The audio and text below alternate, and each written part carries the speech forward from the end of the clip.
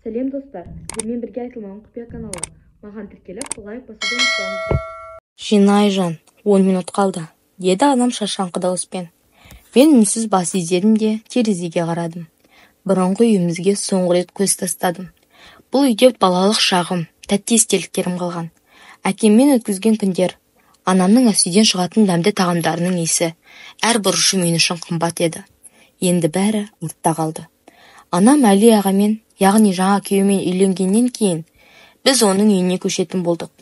Ол үйде өгей ағам бар екенін естігенде, іште қарсылық білдіргенмін. Өзгелерге оңай көрінетін болар, бірақ мен үшін бейтаныс адамдармен бір шаңырақ астында тұру қиын шешім. Жүк көлігі келіп заттарымызды тиеп жатқанда, жүрегіме белгісіз бір қорқыныш ұялағандай болды. Олар мені қабылдай ма? Өгей аға қандай адам екен? Деген сұрақтар маза бермеді. Жаңа үй 2 қабатты, кең. Бір қарағанда бәрі мінсіз сияқты. Бақшасы бар, іші таза, ұқыпты. Бірақ маған мұның бәрі суық, әрі бөтен көрінді. Бізді есік алдында Әли аға күтіп алды. Оның қасындағы бозбала бірден назарымды аударды. Бұл Аян, менің ұлым, деді Әли аға. Аян маған сәл жымиып, басын изеді. Өзі ұзын бойлы, қара көзді, шашы аздап толқынды, көз қарасында біртүрлі салқындық пен салмақтылық бар еді. Бір сәтке ғана көзіміз түйісіп қалды. Бірақ мен дереу жанарымды тайдырып әкеттім. Айжан, мынау сенің бөлмең, ұнап қалар, деді анам ішке бастап бара жатып. Бөлмем жарық, терезеден бақ көрінеді. Бірақ бәрібір жат, суық. Мен рюкзагымды жерге тастап төсекке отырдым. Терең дем алдым. Кешкі ас кезінде бәріміз бір үстел басында отырдық. Аян үндемейді. Тамақты асықпай, салмақты түрде ішіп отыр. Менің де сөйлеуге зауқым жоқ. Бірақ анам үнемі әңгімені жалғауға тырысып бағуда. Айжан 11 сыныпқа өтеді, деді ол мақтанышпен. Математикасы да мықты. Аян басын изеді. Тек сонда ғана даусын естідім. Қандай университетке түсуді жоспарлап жүрсің? Әзірге нақты шешпедім, дедім қысқа қайырып. Ал мен информатика бағытқа бұрып жатырмын, деді ол жай ғана. Жақсы таңдау, дедім әлсіз жымиып. Бұл біздің алғашқы диалогымыз еді. Кешкісін бәрі ұйқыға кетіп, үй тыныштанған сәтте мен терезенің алдына барып отырдым. Жаңа үй, жаңа адамдар, жаңа өмір. Бәрі қорқынышты, әрі беймәлім. Бірақ сол сәтте жүрегімде бірдеңе қозғалғандай болды. Аянның көз қарасы, оның тыныштығы мен суықтай көрінген салмақтылығы біртүрлі әсер етті. Менің жаңа ағам, ол қандай адам екен? Бұл сұрақ мені ұйқыға кеткенше мазалап тұрды. Жаңа мектепке бару мен үшін ең ауыр кезеңдердің бірі болды. Бұрынғы ортамнан айырылып, өзімді мүлде бөгде жүргендей сезіндім. Сыныптастарым сыпайы қарсы алғандай болғанымен, ешқайсысы ашылып сөйлесуге тырыспады. Көпшілігі мені сырттан келген жабық қыз деп қабылдады. Сабақтан кейін үйге қайтып келе жатқанда, ауладағы ағаш түбінде отырған Аянды көрдім. Ол қолында кітап ұстап алып, әлденені оқып отыр. Мен қасынан өтіп бара жаттым да, еріксіз тоқтадым. Сен осылай үнемі оқи бересің бе? Дедім қалжың араластырып. Аян басын көтерді. Көзіндегі тереңдік пен сабырлылық тағы да мені тосылдырды. Оқу кейде жалғыздықтан құтқарады, деді ол жай ғана. Бұл сөз менің жүрегіме дөп тиді. Біз бір-бірімізді түсінетін сияқтымыз. Мен де осы үйге келгеннен бері өзімді жалғыз сезініп жүредім. Қандай кітап оқып жатырсың? Дедім қызығушылықпен. Достоевский, жазықсыздар мен жаза тартқандар. Ауыр бірақ шыншыл шығарма. Мен қасына жайғасып, иығыммен терекке сүйендім. Ауыр дүниелерді оққан ұнаймын саған. Оларды оқығанда өзімнің мәселем онша үлкен емес екенін түсінемін, деді ол сәл жымиып. Ол кезде мен бұл сөздің астарында не жатқанын білмеппін. Бірақ сол күннен бастап біз жиі сөйлесе бастадық. Аян көп сөйлемейтін, бірақ сөйлесе қалса, әр сөзі мәнге толы адам еді. Ол менің айтқан кез келген ұсақ нәрсеме назар аударатын. Тіпті кейде мені менен де артық жақсы түсінетіндей көрінетін. Бір күні үйде ешкім жоқ болатын. Анам жұмыста, Әли аға сапармен кеткен, мен ас үйде шай ішіп отырғанмын. Кенет жарық сөніп қалды. Қап, жарық жоқ, дедім өзіме.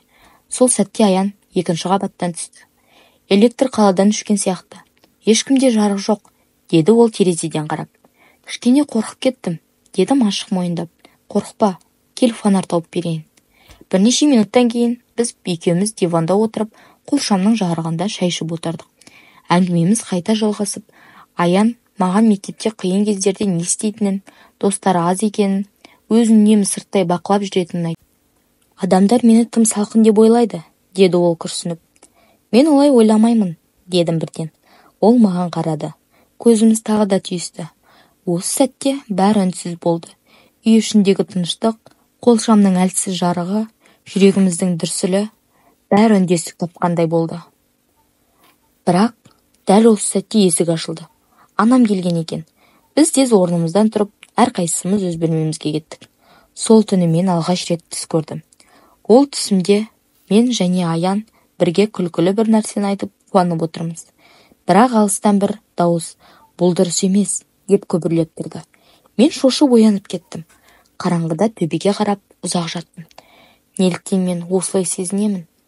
Менің ағам емес пе Аян? Бірақ жүрекке әмір жүрмейтінін сол түн-ақ түсіндім. Күндер өтіп жатты. Бәрі сырттай қалыпты көрінгенімен, ішкі әлемімде дауыл тұрып жатқан еді. Аянмен күн сайын кездесіп, сөйлесіп жүрген сайын, оған деген сезімімнің жай ғана туыстықтан әлде қайда бөлек екенін түсіне бастадым. Жүрегім бұл сұмдықты мойындағысы келмеді. Бір күні мектептен үйге келе жатсам, қақпаның алдында белгісіз қыз тұрғанын байқадым. Ұялы телефонынан біреуге қоңырау шалып жатыр. Аян, мен келдім, шықсаңшы, деді ол, ашық әрі еркелік үнмен. Менің қадамыма жалт қарады да, қысқа ғана жымиып қойды. Сол сәтте Аян есіктен шықты. Қыз оған қарай жүгіріп барып, мойнына асыла кетті. Динара, деді Аян жұмсақ үнмен. Мен олардың бұл жақындығына аң-таң болдым. Ішім біртүрлі шымырлап, кеудемде әлдене күйіп кеткендей болды. Айжан, бұл Динара. Бұрын бірге оқығанбыз, деді Аян мен жақындағанда. Сәлем, дедім қысқа ғана. Бірақ даусым салқын шыққанын өзім де байқадым. Сен қарындасысың ба? Деді қыз маған қарап. Я, деді Аян орныма жауап беріп. Қарындасы? Бұл сөз жүрегімді шаншып өтті. Олар аулада отырып сөйлесіп қалды. Мен өз бөлмеме барып, терезеден оларды бақылап тұрдым. Динара ашық сөйлеп, күліп, қолын Аянның иығына қойып отыр. Аян да қарсы емес сияқты. Қаным қайнап кетті. Мен өзіме, болды, бұлай болмайды. Мен оған тек бауыр ретінде қарауым керек, деп қайта-қайта айттым.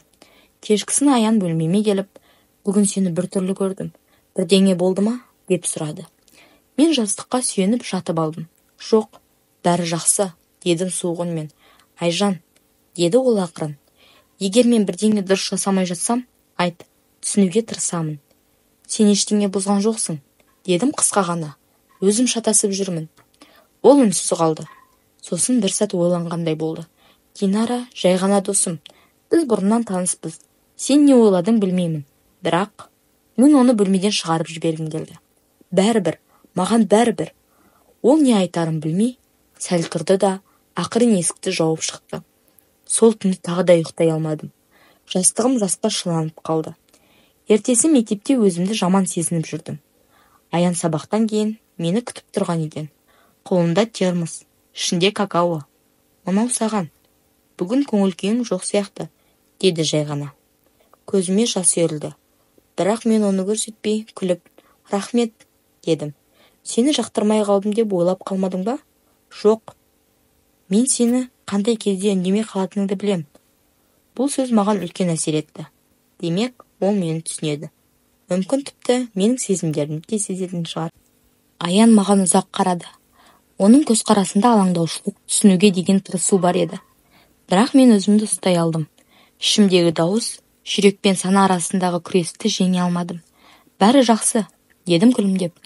Мүмкін мен шаршаған шығармын. Аян басын изеді. Бірақ ол менің шындықты жасырып отырғанымды білді. Бұл үнсіздікке оралған бөлмеде біраз отырдық. Найзағай басылды. Жаңбыр баяулап, түнгі тыныштық орнады.